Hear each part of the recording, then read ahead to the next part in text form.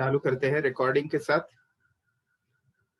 चरक संहिता सिद्धि स्थान का 9वां अध्याय त्रिमर्मीय सिद्धि अध्याय का हमारा आज का 5वां लेक्चर है।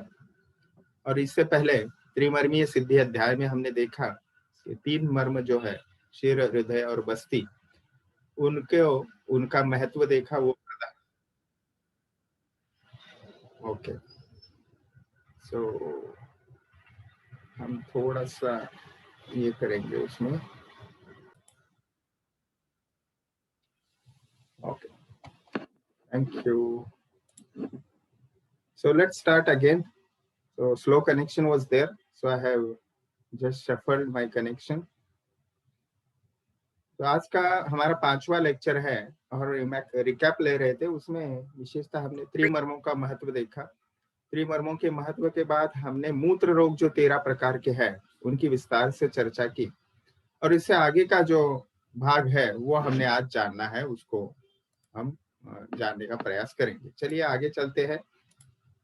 तो ये श्लोक जो है उसके साथ हमने समापन किया था पिछले लेक्चर में। दोषाधिक्यम अवेक्षेतान मूत्र कृच्र हरेर्जय बस्तिम उत्तर बस्तिम च सर्वेशाम एव आप सर्वेशाम एव दापय। तो चिकित्सा विशेषतः मूत्र रोग की संक्षेपतः यहाँ पे इस श्लोक में बताई गई है। वो बताते हुए एक मूत्र कृच्र जो लास्ट में हमने देखा था 13 मूत्र रोग देखते हुए, और वहां पे सबसे श्रेष्ठ चिकित्सा मूत्र कृच्र की कौन सी है, तो उत्तर बस्ती है। तो उत्तर बस्ती का महत्व प्रतिपादित करते हुए ये श्लोक बताता है, और वही फिर उत्तर बस्ती क्या है ये आगे जाके हमें देखना है। अब बस्ती के बारे में तो बहुत कुछ जानना है, लेकिन मूत्र कृच्र में बस्ती यानी rectal enema, medicated enema we should say actually, and uttar basti that is the bladder enema specially. Okay, तो यूरिनरी ब्लैडर में यूरेथ्रा से जो इंसर्ट की जाती है तीसरा बस्ती प्रकार, उसको देखना है। चरक विमान स्थान में भी अगर आपको रिमाइंड हो रहा है तो वो रोग विषयक द्वितीय अध्याय में स्पष्टतः वहां पे 3 प्रकार बस्तियों के वर्णन किए हैं: अनुवासन बस्ती, आस्थापन बस्ती और उत्तर बस्ती। तो उत्तर बस्ती की चर्चा या विस्तार से विचार यहाँ पे किया जा रहा है थोड़ा बहुत। हम ऐसा कहे तो वो गलत नहीं होगा, क्योंकि बस्ती नेत्र उत्तर बस्ती के लिए कैसा होना चाहिए और उसकी प्रोसीजर क्या होनी चाहिए, विधि क्या होनी चाहिए, ये विशेषतः इस अध्याय में हमें देखने को मिलता है। तो पुष्प नेत्रम तो हैमम, तो यहाँ से पुष्प नेत्र यानी विशेषतः जो उसको यूज करने वाला कैथेटर रहेगा वो किस प्रकार का होना चाहिए, हम उसको बस्ती नेत्र भी कहते हैं। आस्थापन बस्ती या अनुवासन बस्ती के वक्त हमने वहां पे देखा था कि उसकी 3 कर्णिकाएं होती है, उसका विस्तार कितना होना चाहिए, लंबाई कितनी होनी चाहिए, और उसकी क्या उसको कहते हैं व्यास, या उसका हम ल्यूमेन कहेंगे, वो उसकी साइज क्या होनी चाहिए, सब विस्तार से देखा है। अब इस उत्तर बस्ती अध्याय में उत्तर बस्ती नेत्र का सबसे पहले वर्णन आ रहा है, उसे हम बस्ती नेत्र के लिए यहाँ पे शब्द प्रयोग आया है। हम जिसे कैथेटर का टिप कहेंगे या फिर नोजल कहेंगे, उसके बारे में ये चर्चा है। तो वो किस धातु की होनी चाहिए, तो स्वर्ण और चांदी, ये 2 ऑप्शन वहां पे दिए हैं। विशेषतः उसके गुणधर्म वो बताते हैं। श्लक्ष्ण यानी वो कैसा होना चाहिए, बहुत ही स्मूथ होना चाहिए, खुरदरा बिल्कुल ही नहीं होना चाहिए, क्योंकि आपको पता है यूरेथ्रल रूट जो है वो बहुत ही संकरा होता है। आगे बताते हैं उसका जो मुख है, जाति अश्वहन वृंतेन समम गोपुच्छ संस्थितम, तो गोपुच्छ के समान उसकी रचना होनी चाहिए।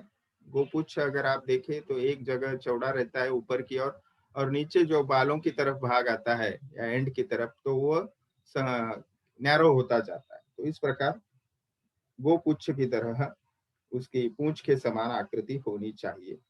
और अग्रभाग के बारे में वो कहते हैं जाति। जाति यह जो है वो आपको पता है, द्रव्य गुण विज्ञान विषय में देखा है, चमेली जिसे सिंपल हिंदी में कहते हैं या मराठी में भी हम कहते हैं। तो उस चमेली का जो या कनेर का जो पुष्प है, उनके वृंत के समान, यानी त्याचा देठ जो होता है, उसका डंठल जो होता है, उसके चौड़ाई का अग्रभाग, उसके समान चौड़ाई का अग्रभाग होना चाहिए। और संबंध आकृति जो है वो हमने देखी, तो वो भूपुच्छ के समान होनी चाहिए।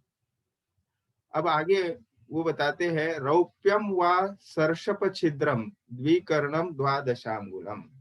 तो उत्तर बस्ती के लिए बहुत ही आवश्यक जो भाग है वो बस्ती पुटक होता है और बस्ती नेत्र होता है। तो बस्ती नेत्र की यहाँ पे विस्तार से चर्चा की जा रही है, और वो उत्तर बस्ती के बारे में है विशेषतः। तो न केवल मूत्र रोगों के लिए, अपितु जो संतति विषयक समस्याएं होती है, गर्भाधान नहीं हो पाता, कंसेप्शन नहीं हो पाता, ऐसे इनफर्टिलिटी के विशेषतः स्त्री विशिष्ट और पुरुष विशिष्ट दोनों के बारे में ये उपयुक्त होती है उत्तर बस्ती। उसका जो छिद्र है वो कैसा होना चाहिए, तो पीली सरसों जो होती है, सरसप छिद्रम द्विकर्णम द्वादशांगुलम। तो सरसप यानी मराठी में मोहरी कहते हैं, ठीक है। तो वो जो सरसप है, उसके छिद्र की, यानी उसका जो आकार होता है, आकृति होती है, आपको पता है मोहरी जो है वो बहुत ही छोटे आकार वाली होती है। उतना ही उसका वो प्रवेश कर जाए वो बीज, उतना ही उसका व्यास जो है वो छिद्र का होना चाहिए। अब पुष्प नेत्र यानी उसकी लंबाई जो है, अब देखिए यहाँ पे नेत्र बस्ती ऐसा शब्द प्रयोग न करते हुए पुष्प नेत्र ये शब्द प्रयोग किया है। तो यही पुष्प नेत्र अगर ऐसे क्यों आता है, तो उसको आपने जो उत्तर बस्ती के लिए नेत्र बस्ती यूज करने वाले हैं उसका वर्णन करना आवश्यक होता है। तो उसकी लंबाई बताई है 12 अंगुल। अब आस्थापन बस्ती के लिए या अनुवासन बस्ती के लिए 3 कर्णिकाएं होती है, यहाँ पे 2 कर्णिका वाला वो होना चाहिए, ठीक है। अब जो ऊतक के बारे में बता रहे, तेन अज बस्ती युक्तेन, अज यानी बकरी या बकरा, तो इस नेत्र को, पुष्प नेत्र को बकरी के मूत्राशय में बांधे, यानी बस्ती पुटक कौन सा यूज करना चाहिए, तो वो अजा बस्ती का करना चाहिए। अब जो द्रव्य लेने हैं उसका भी प्रमाण यहाँ पे बता देते हैं। देखिए, स्नेहस्य अर्धपलम नयेत। तो क्या है, स्नेह जो है वो आधा पल होना चाहिए, 1 पल यानी 4 तोला।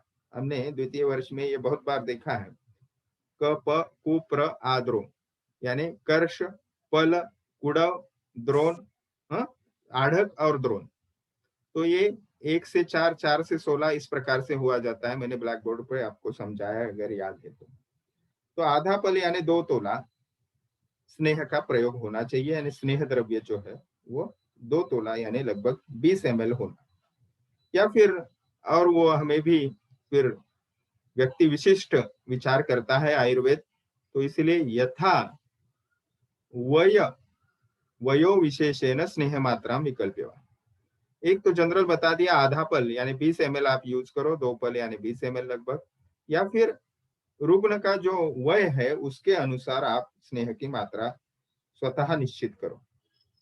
इस प्रकार से आपने उत्तर बस्ती के लिए सभी का जो यूनिट है या परिमाण है वो बता दिया, पुष्प नेत्र का बता दिया, उसके बाद बस्ती पुटक कौन सा यूज करना चाहिए और स्नेह की मात्रा कितनी होनी चाहिए। अब आगे वो संपूर्ण विधि बताते हैं। तो उत्तर बस्ती का निर्माण या फिर उत्तर बस्ती विधि, ऐसा अगर प्रश्न पूछा जाएगा तो आपको ये सभी बातें वहां पे आनी चाहिए, लिखनी चाहिए। अब देखिए, ये केवल परीक्षा के लिए नहीं है। बहुत बार स्टेराइल प्रिकॉशन लेके ऑपरेशन थिएटर में या ओपीडी बेसिस पे भी बहुत सारी स्त्री रोग चिकित्सा करने वाले वैद्य या स्त्री वैद्य है, वो इनका बहुत अच्छे से रिजल्ट भी लेती है। इसलिए ये आवश्यक, प्रैक्टिकल लाइफ में भी सक्सेसफुल प्रैक्टिस के लिए अत्यावश्यक विषय है। अब आगे कहते हैं, स्नातस्य भुक्त भक्तस्य, यानी जो रोगी स्नान कर किया है और उसने मांसरस या दूध के साथ भोजन ग्रहण किया है, फिर मलमूत्र विसर्जन कर चुका है। जानु के बराबर ऊंचे जो है वो चारपाई या हम कहेंगे बेड, उस पे उसको अच्छा सा जिसमें कंफर्टेबल बेड है उस पे उसको सुलाना है। उसकी हाइट बता दी उन्होंने कि वो कितना होना चाहिए, जानू के बराबर।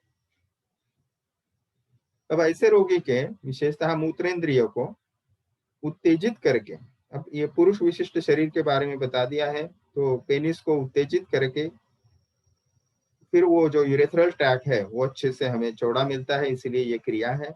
और उसमें फिर घी से लिप्त करके पहले प्रोब या शलाका यूज करने के लिए यहाँ पे कहा है।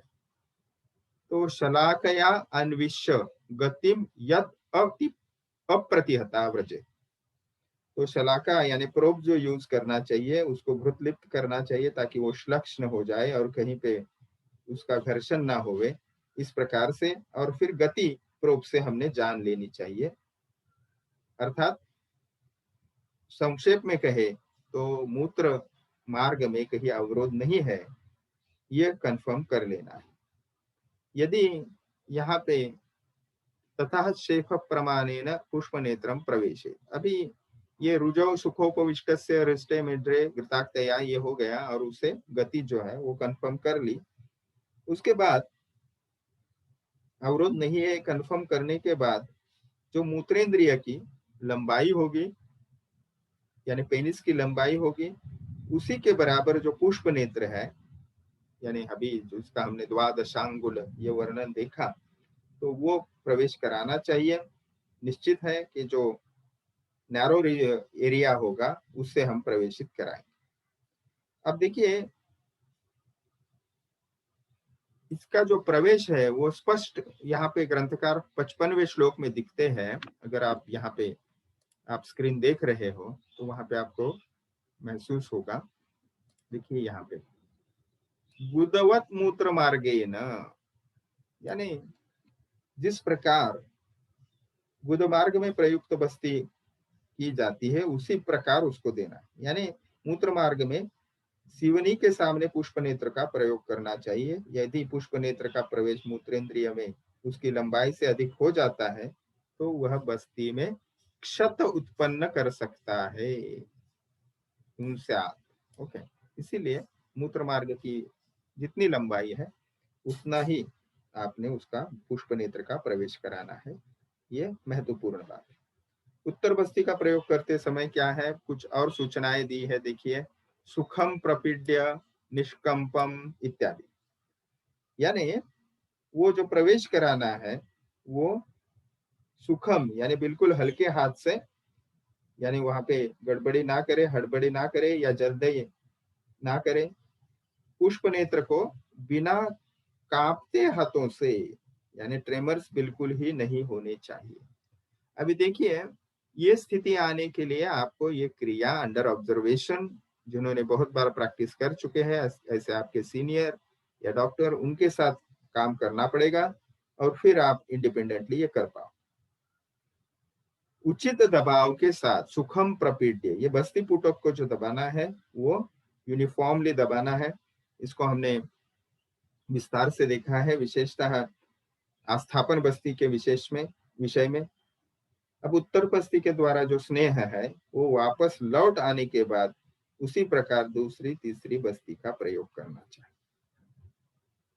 और दी गई बस्ती अगर वापस नहीं लौटती है तो कितना देर वहां पे आपने प्रतीक्षा करनी है वह भी बताते हैं। अनागच्छन उपेक्षस्तु रजनी विशुतस्य च, तो ये जो 45 मिनट्स का ये गुद बस्ती के लिए अवधि बताया है, निष्क्रमण नहीं होने का, कहाँ तक प्रवेश आपने प्रतीक्षा करनी है, तो उत्तर बस्ती के लिए वहां पे बताते हैं कि रात भर आपने उसकी राह देखनी है, ठीक है। और वो वापस नहीं आती, रजनी यानी रात्रि या नाइट, वो नहीं आती है तो आप उसके क्या करना चाहिए, यहाँ पे अनागच्छन न उपेक्षस्तु, तो अर्थात रात भर जो है वो प्रत्यागम की यानी लौटने की प्रतीक्षा करनी चाहिए। तो स्पष्ट यहाँ पे बताते हैं। अब चक्रपाणी दत्त की जो टीका है उनको हम आदर्श अध्यापक की भांति वो हमारे साथ है, तो उनको हम थोड़ा सा दृष्टिगोचर करेंगे। द्विकर्णिकम इति नेत्रे बस्ती बंधार्थम एकताः कर्णिका। तो ये द्विकर्णिका जो कही है उसको विशेषतः देखेंगे हम। और द्विकर्णिका, तो इसमें से एक कर्णिका जो है वो बांधने के लिए, यानी बस्ती पूटक वहां बांधने के लिए इस्तेमाल करना है। अब इसकी जो स्थिति है वह भी कितने डिस्टेंस पे वो होनी चाहिए, वो चक्रपाणी दत्त जी स्पष्ट करते हैं कि विशेषतः नेत्र बस्ती के लिए हम बस्ती पूटक जहाँ फिक्स करेंगे वहां पे पहली कर्णिका होनी चाहिए, और जहाँ बस्ती का मुख जो है वो फिक्स किया जाता है वहां से दूसरी कर्णिका जो है वो 6 अंगुल दूर बनानी चाहिए। ठीक है, यह 6 अंगुल जो है वो मूत्रेंद्रिय का माप बताती है, यानी कितना हमने वो पुष्प नेत्र जो है वो प्रवेशित करना है उसका स्थान बताते हैं। अब कुछ कुछ पाठों में जो है वो 2 कर्णिका की जगह त्रिकर्णिका पाठ मिलता है, और इसके आधार पर हम कह सकते हैं कि वहां पे एक कर्णिका अग्रभाग से 6 अंगुल और मूल पर जो कर्णिका है उसी पे और एक कर्णिका होती है जिससे बस्ती पूटक जो है वो ठीक से हम बांध सके। अब स्नेह मात्रा के बारे में उन्होंने 2 पल मात्रा बताई है, स्नेह कितना प्रविष्ट करना चाहिए, तो 20 ml लगभग। और वहीं पे वो बताते हैं या अथवा रुग्ण का जो व्यक्ति का जो वय है तो वय अवस्था के अनुसार, तो वय विशेष के आधार पर अगर उत्तर बस्ती में स्नेह द्रव्य की हम कल्पना करें, विचार करें, तो स्नेह का प्रयोग 25 वर्ष वाला पुरुष जो है उसके लिए ये जो 20 ml है वो ठीक है। और 25 वाले व्यक्ति को ये 2 तोला स्नेह देना उचित है। उसके आगे जो उम्र के अनुसार कम है तो कम देना है और ज्यादा है तो ज्यादा देना है। तो यहाँ पे ग्रंथकार सुश्रुत चिकित्सा का चक्रपाणी दत्त हमें यहाँ पे रेफरेंस देते हैं। देखिए ये जो रेफरेंस है, स्नेह प्रमाणम परमम प्रकुंचश्च अत्र कीर्तिताः पंचविंशति वर्षा सुश्रुत चिकित्सा स्थान 37 नंबर चैप्टर। तो उत्तर बस्ती में प्रयुक्त स्नेह की मात्रा जो है वह एक पल, एक प्रकुंच ऐसा शब्द प्रयोग किया है, तो एक पल यानी कितना 10 ml लगभग। 25 वर्ष से कम आयु वाले व्यक्ति को स्नेह की मात्रा की योजना जो है चिकित्सा अपने बस्ती के बुद्धि के अनुसार निश्चित करे, ऐसे कहते हैं सुश्रुताचार्य जी। और स्नेहिक व निरूह बस्ती में उत्तर बस्ती के 2 भेद होते हैं, स्नेहिक और निरूह। यहाँ पे उत्तर बस्ती के लिए भी 2 प्रकार सुश्रुताचार्य जी बताते हैं, वह है स्नेहिक और निरूह। और सबसे पहले स्नेह बस्ती का प्रयोग करें क्योंकि स्नेह की मात्रा का अभिधान यहाँ पे कर रहे हैं अत्र इत्यादि। तो सुश्रुत के मत के अनुसार अगर हम लिए तो उत्तर बस्ती में प्रयुक्त स्नेह की अधिकतम मात्रा एक पल यानी 10 ml होती है, या एक प्रकुंच ऐसा शब्द प्रयोग वो करते हैं, और यह मात्रा 25 वर्ष वाले पुरुष के लिए है। चरक अर्धपल मात्रा कहते हैं। ठीक है, तो सॉरी एक पल यानी हमने, मैं आपको 10 ml बता रहा हूँ सॉरी, तो वो है 40 ml। तो 4 कर्ष यानी 40 ml। तो सुश्रुताचार्य मैक्सिमम उसकी मात्रा बताते हैं 40 ml, और वही मात्रा हमने थोड़ी देर पहले देखी चरकाचार्य जी बताते हैं आधा पल यानी 20 ml। तो अब 25 वर्ष वाले कम के व्यक्ति को अगर हम मात्रा निश्चित करें तो उदाहरण के लिए देखिए 1 वर्ष का अगर बालक है तो एक पल का 25वां अंश। ठीक है, तो एक पल यानी कितना है 40 ml, तो 40 डिवाइडेड बाय 25, इतना उसका स्नेह की मात्रा हो। 2 वर्ष का बालक है तो प्रति वर्ष का 1/25वां भाग यानी वो हो जाएगा 2/25वां भाग। ठीक है, तीसरे वर्ष में 3/25 भाग, चौथे वर्ष में उसी प्रकार से आगे आगे बढ़ाते जाना है तो 4/25वां भाग हो जाए, और इसी प्रकार से 25वें वर्ष में 24/25वां भाग प्लस और एक भाग उसमें जोड़ दिया तो एक पल यानी इस पद्धति से। तो ये जो मैंने अभी आपको वर्णन बताया पुस्तक में से, तो तो ये डल्हन टीका में इसका विस्तार इस प्रकार से दिया है।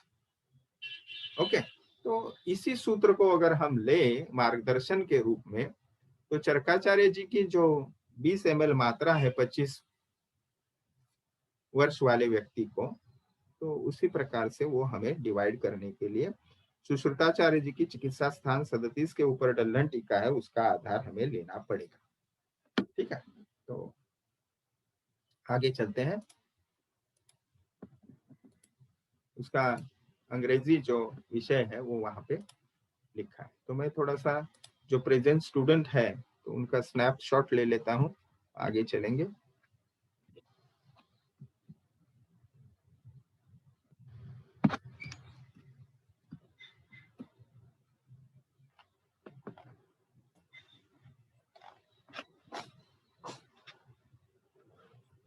जो यहाँ पे ये सब बातें हमने देखी है तो इसको दोहराएंगे नहीं।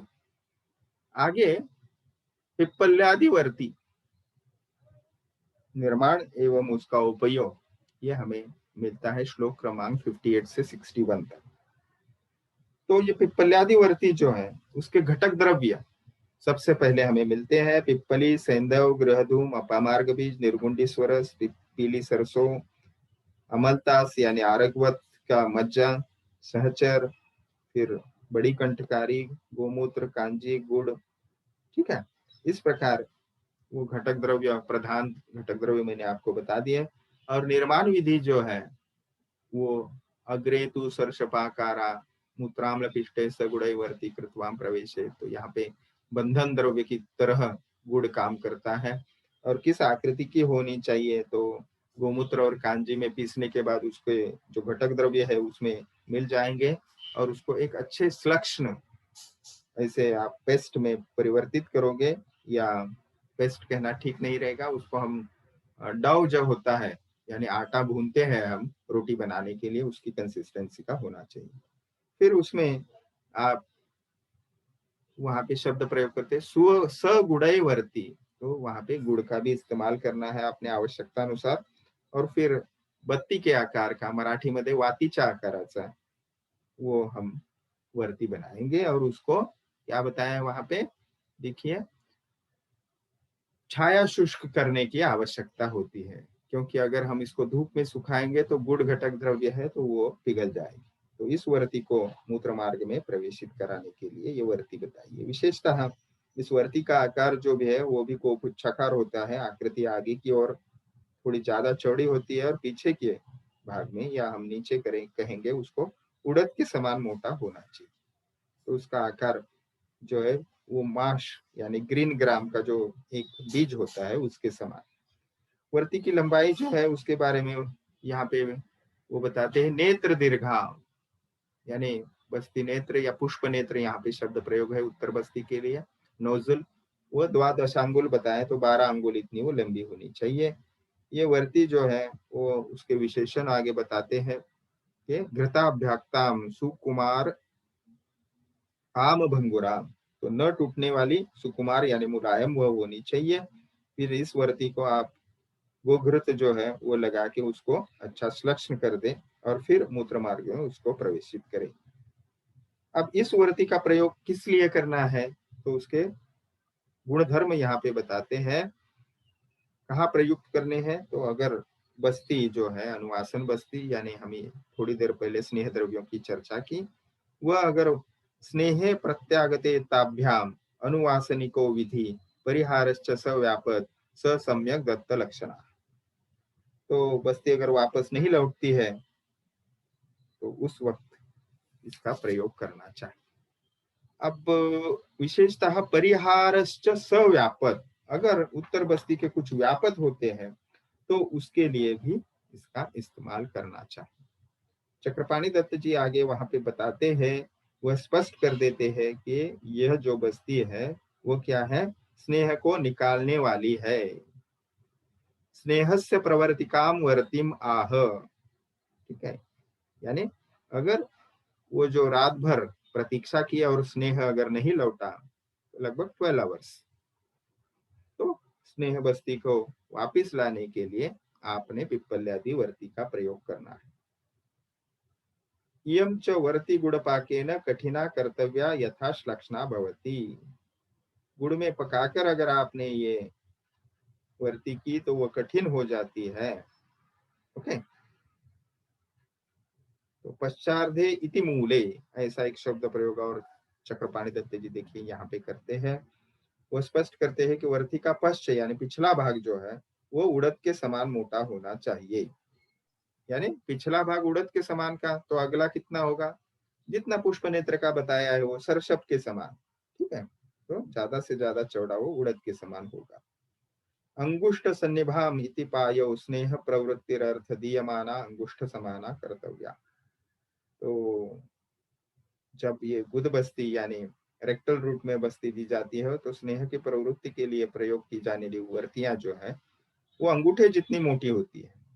ताभ्याम इति गुदवर्ती एवं मेढ्रवर्ती, यानी जो यहाँ पे उत्तर बस्ती के लिए इंसर्ट की जाएगी उनके द्वारा इसका प्रयोग करना चाहिए। कंपैरिजन बता देते हैं चक्रपाणी दत्त जी उसके आकृति के लिए या उसका जो परिमाण है उसके लिए। अब ये जो शब्द है परिहारश्च सव्यापत स सम्यक दत्त लक्षण, तो उत्तर बस्ते है अनुवासनवत सेव्य परिहार व्यापत सम्यक दत्त लक्षणानि इति आह दिशन आह।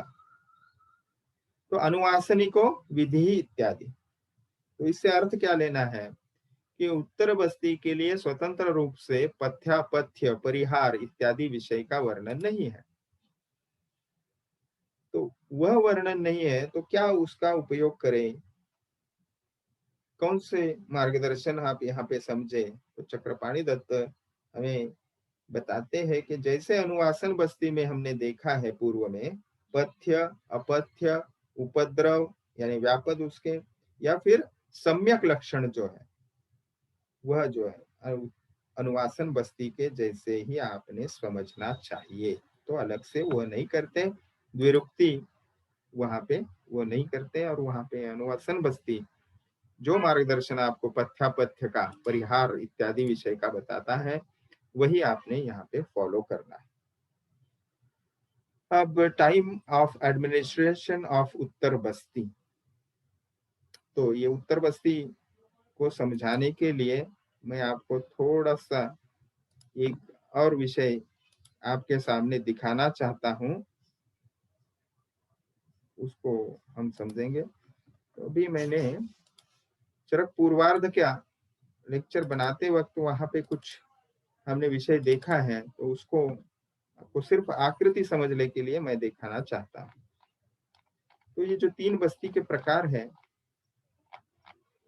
वहां पे आप बिल्कुल आसानी से समझ सकते हो इस विषय को।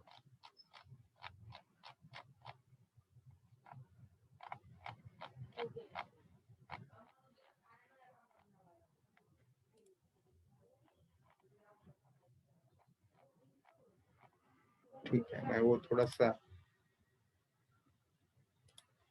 आपको बाद में दिखाने की कोशिश करूंगा, अभी मुझे वो रिकॉल नहीं हो रहा है ठीक से। तो स्त्रीणाम आर्तव काले तु प्रतिकर्म तदाचरेत गर्भासना सुखम स्नेहम तद आदत्ते ही अपावृता गर्भम योनिस तथा शीघ्र। तो ये पूर्ण प्रयोग जो है वो किस काल में करना चाहिए अधिक उपयुक्त होगा, क्योंकि स्त्री विशिष्ट शरीर में आपको पता है कि मासी मासी रजस्त्री नाम ये जो आर्तव काल है ये विशेष है स्त्री शरीर और पुरुष शरीर में, इसलिए हमें वहां पे काल का जो है वो समय निश्चित करना पड़ता है। तो विशेषतः ऋतुकाल यानी जो मेंस्ट्रुअल पीरियड है उसमें उत्तर बस्ती का प्रयोग करना चाहिए। अब इसका कारण भी वो देते हैं, गर्भासना सुखम स्नेहम तद आदत्ते ही अपावृता। तो इस काल में गर्भाशय का मुख जो है वो विस्तारित रहता है, डायलेट या खुला रहता है, और जिसके कारण वह जो गर्भाशय है यहाँ पे शब्द प्रयोग किया है गर्भम योनिस तथा शीघ्रम जिते गृहणाति मारुते, तो जिसके कारण योनि शीघ्र ही स्नेह जो है वो ग्रहण कर देती है। अब उत्तर बस्ती के इस प्रयोग के द्वारा योनिगत प्रकुपित वायु जो है वो प्रशमित होती है, जिते गृहणाति मारुते, तो वात दोष जो है अच्छा प्रशमन के लिए उत्तर बस्ती श्रेष्ठ है, विशेषतः यहाँ पे उसका उल्लेख किया है। और स्पष्ट बताते हैं शीघ्रम जिते गृह्णाति मारुते, गर्भम ऐसा शब्द प्रयोग है, गर्भम गृह्णाति यानी कंसेप्शन जो है या गर्भधारणा जो है वो शीघ्र होती है, तो उत्तर बस्ती श्रेष्ठ है गर्भधारणा के लिए। यहाँ पे हमें उसके संदर्भ मिलते हैं। तो और कुछ व्याधियां जो है इंडिकेशंस फॉर उत्तर बस्ती स्त्रियों में विशेषतः वह यहाँ पे लिस्ट आती है, बस्तिजेषु विकारेषु योनि विभ्रंशजेषु च इत्यादि। तो बस्ती संबंधी विकारों में यानी यूरिनरी ब्लैडर डिसीजेस ऑफ विशेषता जैसे सिस्टोसिल होता है, योनि भ्रंश, तीव्र योनि शोल, योनि व्यापक। तो यहाँ पे जो चरक चिकित्सा स्थान 30वें अध्याय में विस्तार से चरकाचार्य जी बताते हैं योनि व्यापक, तो 29 प्रकार के योनि व्यापक। अश्रुक दर शब्द प्रयोग यहाँ पे किया, योनि व्यापक सु अश्रुक दरे। यहाँ पे आप देखते जाइए, अगर आपके पास टीका नहीं है, ग्रंथ नहीं है, तो आप स्क्रीन भी देख सकते हो। यानी मेनोरेजिया, या आप कह सकेंगे कि विभिन्न पद्धति की जो मेंस्ट्रुअल डिसऑर्डर्स है, इरेगुलर हो या एक्सेसिव हो, ऐसी अवस्था में उत्तर बस्ती का उपयोग होगा। आगे अप्रस्रवती मूत्रे, तो मूत्र का भी जो मैंने अभी बताया, बिंदुम बिंदुम स्रवती अपी, ये सिस्टोसिल जैसी स्थिति है, तो बार बार मूत्र का त्याग या हम कहेंगे ब्लैडर कंट्रोल जो है वो कम हो जाता है। वो न केवल किसी व्याधि विशिष्ट है, पर उसका टोन चला जाता है, विशेषतः उम्र दराज व्यक्ति जब हो जाती है। तो मैंने एक पेशेंट की अनुभूति आपको बताना चाहता हूँ कि इतना उनको ये सिस्टोसिल या यूरिन बूंद बूंद का मूत्र त्याग करना ये समस्या थी कि she has to use to regular take sanitary pads like menstruation. तो उनकी हमने चिकित्सा की और उनको काफी अच्छी तरीके से रिजल्ट भी मिले। वो रुग्ण जो है वो इतना परेशान था और उनको कुछ पॉलिसीज वगैरह है, उसका ड्यूरेशन वो कुछ रह गया था और तब तक आयुर्वेद की वो चिकित्सा लेना चाहते थे, लेकिन बहुत ही उनका पेशेंस उतना रहा था, हो चुके थे और बहुत लेटली वो पेशेंट आया था। तो उसको कंप्लीट तो हम क्योर नहीं कर पाए, लेकिन वो जो 6 महीने का उनका अवधि था वो हमने आयुर्वेद की चिकित्सा से वहां तक लिया और फिर उन्होंने ऑपरेटिव वगैरह किया। तो उसके डिटेल्स हम डिस्क्लोज नहीं कर सकते। तो लेकिन औषधियाँ कौन सी इस्तेमाल की या कौन से इंटरनल शमन चिकित्सा दी, वो आप बाद में पूछ सकते हो अगर किसी को इंटरेस्ट है तो। चलिए, इसके बाद जो है वो पुष्प नेत्र का प्रमाण जो है वो कैसा होना चाहिए स्त्रियों में, क्योंकि पहले जो चर्चा हुई है वो पुरुष विशिष्ट शरीर की हुई है। अब समय अवधि जो है वो खत्म होगा, हमारा जो 40 मिनट्स का लेक्चर है। तो आगे इस विषय को और थोड़ा हम डिटेल में समझेंगे नेक्स्ट लेक्चर में हमारे। तो आपकी कुछ आशंकाएं हैं तो दोबारा इसी लिंक को हमने जुड़ना है। अगर आशंकाएं नहीं है तो जिनको आशंकाएं हैं वो जुड़िए, ठीक है। तो यहाँ हम आज रुकते हैं।